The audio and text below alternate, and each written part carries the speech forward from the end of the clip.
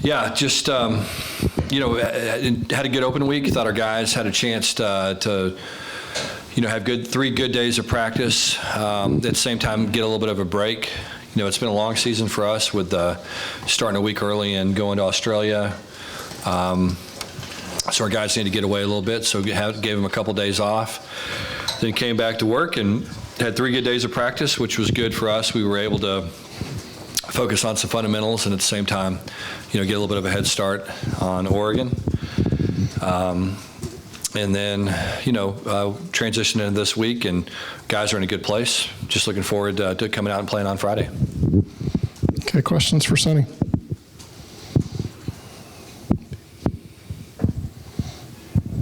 Sonny, what's your take on what's happened with Oregon? They've been so good for a long time, and now they're kind of falling off a cliff a little bit, especially defensively. When you look at them, what do you see and what do you think happened? Well, I think first of all, that's just it's the mark of the league a little bit. You just look around the league, and they've lost 3 conference games to probably the 3 hottest teams in the league right now. When you look at Washington State's really playing good football, Colorado's playing good football, and Washington's playing good football, and so they caught some teams that were pretty hot, and all 3 of them can score points and move the ball. So I think sometimes that's, I've always said that who you play has an impact on how you perform sometimes. And so that's been part of it. They're making a transition from one style of defense to another. They've been a little bit young in some places and a little bit banged up. But you can see the guys, you can see them improving and starting to trigger faster and play more aggressively and that type of thing. So you can definitely see that they're improving. But as I said, it's a tough league. I mean, you go and you look from the top to bottom in this league, and anybody can beat anybody, and it happens every Saturday. And so there's going to be some teams that get hot and go on a run. There's going to be some teams that have a rough patch, but this is a good football team. I mean, Oregon's a good team. They've got good players. They've got good coaches. They have, there are a lot of guys that have been successful. They know how to win. And so, at the end of the day, it's a good football team that probably hasn't played their best. But I'm sure they will.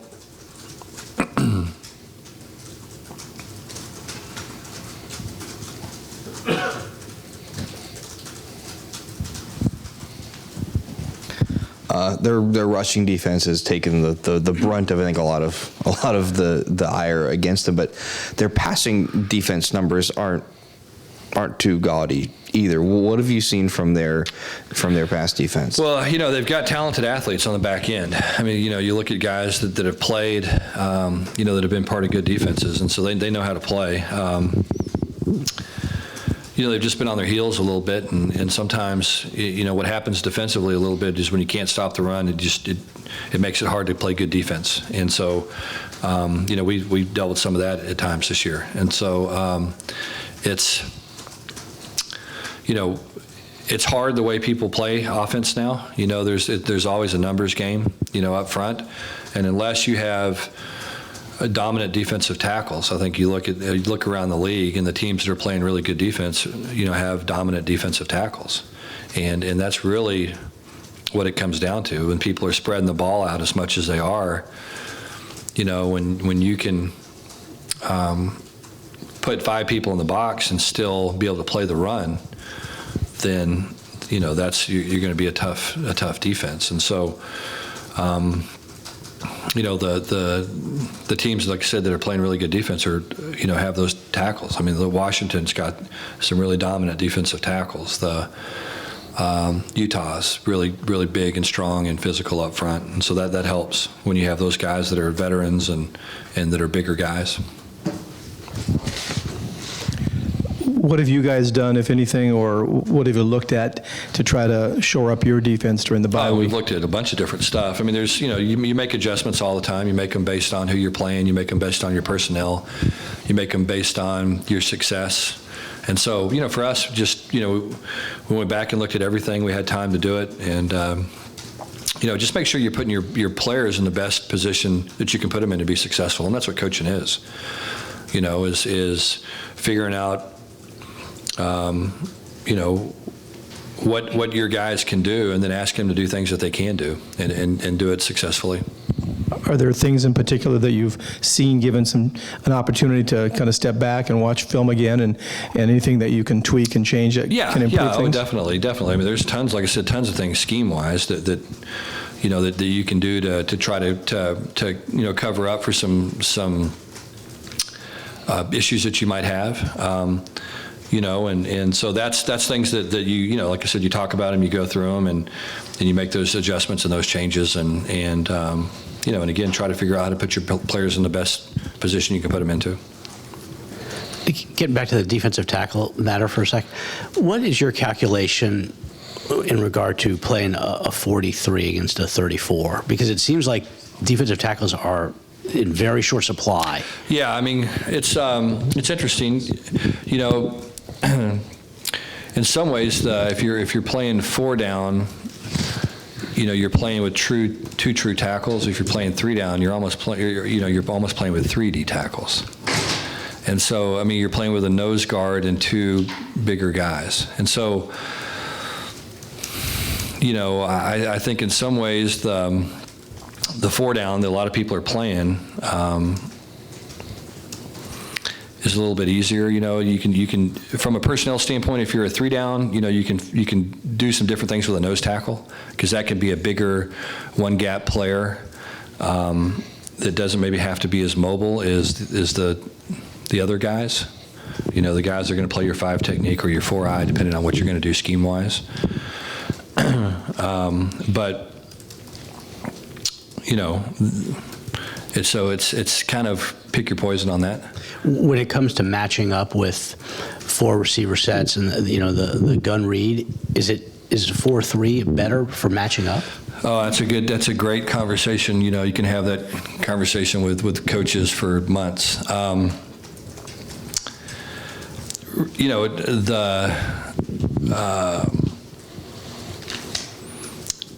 Yes and no. I mean, a lot of it just depends on, what kind of athletes that you have. So that's really what it comes down to. I mean, defense is about, about experience and obviously about, athletes as well. That's the thing that the good defenses are defenses that are playing with experience. You just look around. I mean, that's what it takes to play good defense in college football is, the teams that have, juniors and seniors that are starting up front and on the back end and at linebacker. Those are the good defenses, because those guys can make adjustments, because you're going to see so many different things week in and week out now in college football schematically from an offense, and it becomes such a matchup game that you have to be able to adjust. You've got to be able to have guys that are versatile and have adjusted and can adjust, and so if you're trying to do that with a redshirt junior who, redshirted a year in your program, learned your defense, has gotten a lot of reps, played a little bit as a freshman, a little bit more as a sophomore, and now as a starter as a junior, that's a lot easier to do than if you're doing it with a guy that, has been playing a different position, that you've moved to this position. And so that's the thing. I mean, just again, look at the top defenses in the league, pull out a depth chart. Oh, yeah. And it comes down to experience. That's how you play good defense in college football now. Kind of piggybacking off of that, do you have any update on Luke Beckett? Yeah. Luke's not going to play. Luke had ACL surgery, so he'll be out. Sonny, you've mentioned in the past the fact that you've lost 3 safeties that you expected to have, but you also lost 2 linebackers, your 2 most experienced guys in the offseason, guys who had a year left. Yep. And made choices, for whatever reason to go elsewhere. How much does that hurt you that you didn't have that experience? Well, I think anytime, going back to what I just talked about, anytime you lose experience, it hurts your program. I mean, without a doubt, especially again defensively. Because what you're having to do so much defensively now is react and read and make decisions, because you're being stressed so many different ways on offense, and so experience is hard to come by, And so, anytime you lose somebody that's been playing for you for a while and has been a good player, you don't want to lose those guys. But our situation's, unique here. I mean, it's, when we get guys that graduate, which is our job, sometimes it's hard to get them into graduate school here. And so you're going to lose guys sometimes that, you're happy for them that they were able to graduate, but at the same time, now that they're graduated, they can't continue at your program. They can go play against you, but they can't play for you.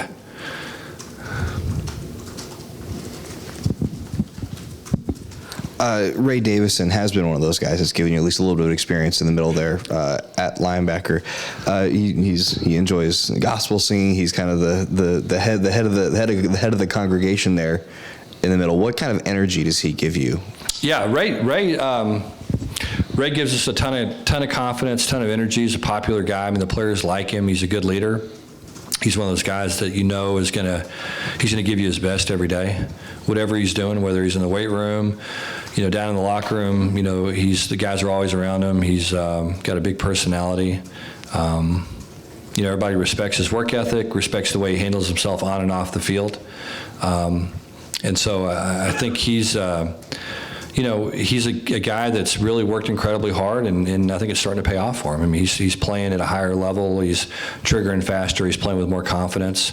He's doing some good things, and again, it's coming from the fact that he's played a lot and his experience. And so, that's you start to see defensive players kind of grow into their, into those roles as leaders and good players. A lot of it has to do with experience, and certainly he's one of those guys that's got a lot of it.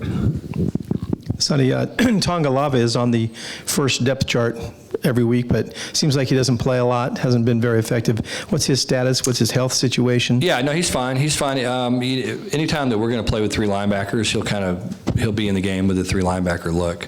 We just haven't played, with three linebackers a whole lot. So what he's doing, he's playing.